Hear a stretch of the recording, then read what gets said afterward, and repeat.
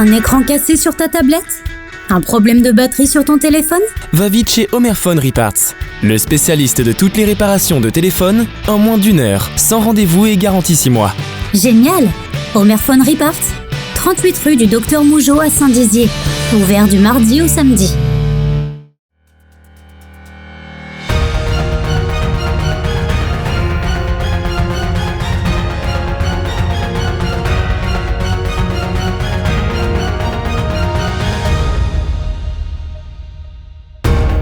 Bonsoir à tous, je suis heureux de vous retrouver pour votre journal du jeudi 11 juin 2020. Et à la une ce soir, la préfète de Haute-Marne, Élodie de Giovanni, a donné son feu vert concernant la laverie Unitech. Explication dès le début de ce journal.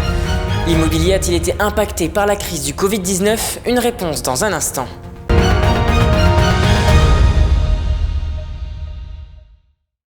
Mais avant de débuter ce journal, allons à Vitry-le-François, puisque dès 9h ce matin, une soixantaine de salariés de Vitry Habitat ont fait part de leur mécontentement concernant le licenciement de certaines personnes dans des services comme celui de l'entretien ménager et des espaces verts et proximité.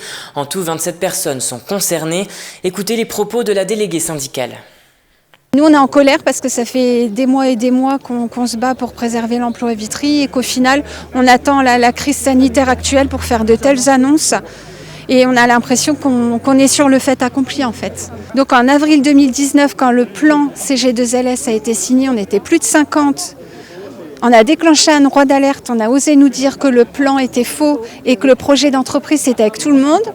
En juin, on est passé sous la barre des 50 salariés, on a été élus tous les 3, donc on n'est plus que délégués du personnel en fait. Et on a attendu ça pour nous présenter la nouvelle organisation, nous disant que c'était quand même avec tout le monde. Et aujourd'hui, on nous dit, en fait, vous aviez raison depuis le début, on va supprimer des postes. Nos revendications déjà, c'est d'avoir la réponse à notre question principale qui est quels salariés sont concernés exactement, parce qu'on nous dit qu'ils vont prendre des mesures pour licencier le moins de personnes possible, mais à l'heure d'aujourd'hui, on ne sait pas qui, comment, quand. Je vous le disais en titre, c'est une nouvelle qui a fait couler beaucoup d'encre ces derniers jours. Le projet de la laverie Unitech à Suzannecourt a été validé par la préfète de Haute-Marne, une décision retardée par le Covid-19, mais le choix n'a pas surpris les opposants. Un reportage réalisé avec Nicolas Fontaine. Après plusieurs années de combat, le verdict est tombé ce lundi 8 juin. La laverie Unitech verra bel et bien le jour. Un projet qui fait débat et qui a été au cœur de nombreuses manifestations, rassemblant habitants et élus.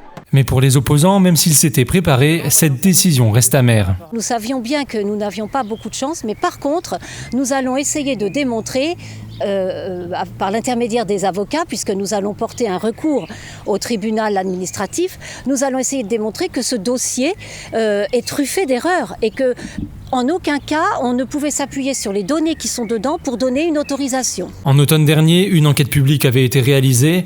87% des personnes sondées sont opposées à ce projet, mais les commissaires enquêteurs ont donné un avis favorable. En préfecture, là où la décision a été prise, ce recours semble mal engagé pour les opposants. Je crois qu'il est perdu d'avance, parce que je crois que nous avons fait du bon travail pour sécuriser la décision que j'ai prise.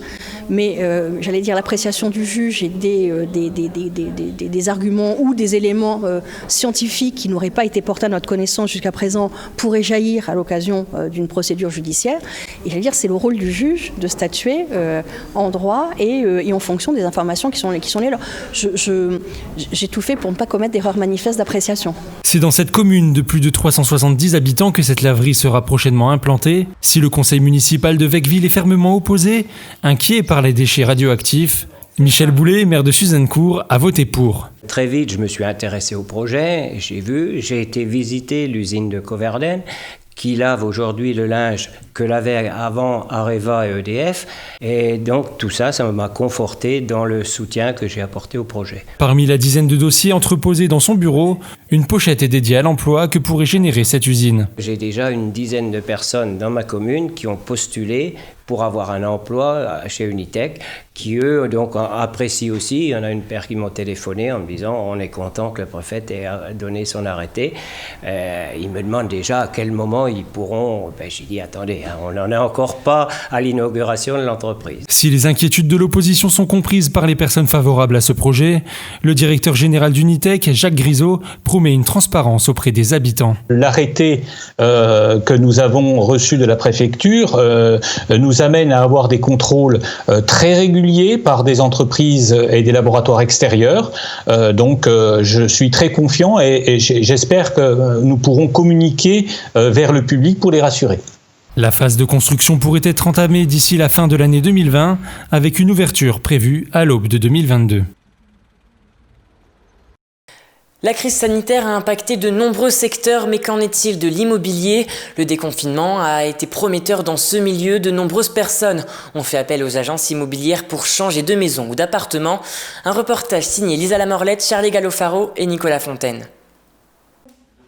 Depuis 35 ans, Gilles Dubois est agent immobilier à Saint-Dizier. Le secteur, il le connaît sur le bout des doigts. Les fluctuations du marché, il arrive à les anticiper. D'ordinaire, rien ne lui échappe. Mais il y a bien quelque chose qu'il n'aurait pas pu imaginer, arrêter son activité pendant plus de 2 mois en raison d'une crise sanitaire sans précédent. On n'arrête jamais beaucoup de travailler, mais là en l'espèce, je pense que pour tout le monde, comme pour tout le monde, 2 mois, c'est un truc qu'on n'aurait même pas imaginé, quoi. On a tout stoppé, le commerce est une chose, la réalité économique est une chose, mais enfin, la santé était une autre chose, beaucoup plus importante. Pour autant, le téléphone n'a pas arrêté de sonner dans cette agence du centre-ville de Saint-Dizier. On travaille avec un marché qui est quand même différent de ce qui pourrait être cyclique ou de mode. Avoir un toit sur la tête, c'est je dirais la priorité première des gens. Hein, même si c'était tribal, on veut un toit sur sa tête. Et en fait, on est très étonnés parce qu'on est reparti vraiment sur les chapeaux de roue. Depuis la levée du confinement, les projets restés autrefois dans les cartons semblent aboutir beaucoup plus rapidement. Les visites s'enchaînent, mais désormais avec un masque sur le visage et sans poignée de main commerciale. On met la maison en vente, mais alors là il va falloir déblayer, il y a un peu de boulot, enfin bon. Donc je vous en prie, allez-y. Donc la cuisine, qui est un peu en l'état. Hein. L'année 2019 était l'année de tous les records dans l'immobilier, notamment grâce à des taux immobiliers très bas. Mais aujourd'hui, avec la crise économique qui s'amorce, la hausse de ces taux se prononce. Alors, est-ce le bon moment pour acheter ? Je pense qu'il va y avoir les choses vont s'équilibrer, c'est-à-dire que les banques vont rehausser un petit peu les taux, vont mettre des conditions un peu plus draconiennes, hein, c'est-à-dire que on n'empruntera plus forcément sur les mêmes durées, mais fondamentalement ça ne va pas changer les choses, ça sera pas grand-chose, mais en l'occurrence on sait qu'à partir du moment où il y a un marché qui est assez qui est assez actif, je pense pas qu'on aura ça va pas jouer forcément. Il y aura peut-être à la marge quelques cas où des gens pourront pas emprunter parce que le banquier va être un peu plus sévère, mais sur la moyenne, je pense que ça va s'équilibrer. Pour l'instant, l'heure est à la frénésie, mais qu'en sera-t-il dans plusieurs mois ? Une chose est sûre, au mois de juin, les amoureux de la pierre seront déjà au rendez-vous. C'est la fin de cette édition, merci de l'avoir suivi. Dans un instant, la météo avec des orages et quelques éclaircies. En attendant, n'oubliez pas que l'information continue sur Puissance Télévisions. Toute l'actualité qui vous concerne, à voir ou à revoir, dès maintenant sur puissancetélévision.fr et sur notre application mobile.